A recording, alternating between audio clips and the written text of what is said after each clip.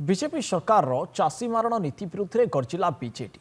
अनुगुल बिजु मैदान ठारे बीजेडी शताधिक कर्मी और नेता माने एकाठी होते सरकार विरोध में से बर्षिले। जिला सभापति तथा तालचेर विधायक ब्रजकिशोर प्रधान सभापतित्व में आयोजित होता गोटे कार्यक्रम में पूर्वतन मंत्री प्रताप जेना मुख्य अतिथि भाव में जोग आठमल्लिक विधायक नलिनी प्रधान, पूर्वतन उपबाचस्पति रजनीकांत सिंह, पूर्वतन विधायक सुशांत बेहेरा प्रमुख जोग देते। तेज बिजु मैदान ठारू शताधिक कर्मी सभा पर शोभायात्रा बाहरी जिलापाल कार्यालय सम्मुखें पहुंची विक्षोभ करते। पर राज्य सरकार उद्देश्य रे जिलापाल को दाबीपत्र प्रदान करा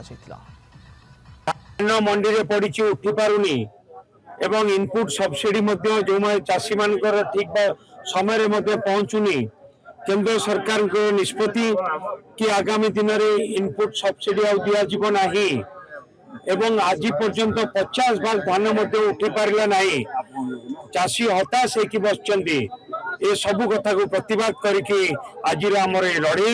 आज डबल इंजन सरकार डबल विफल होती। केंद्र कथा कहतु, राज्य कहतु, बारंबार बारंबार मिथ्या प्रतिश्रुति एवं आज चाषी मान जो भाई भाव में प्रताड़ना कर 3100 टका दवा दूर कथा 2369 टका दबू 800 टका काटी दबू। पूर्व सरकार पूर्वतन मुख्यमंत्री नवीन पट्टनायक सबू धान तक नौले चाषी मान आज एभली परिस्थिति अच्छा। आगामी भविष्य में चाषी कूल ही बुड़ीज।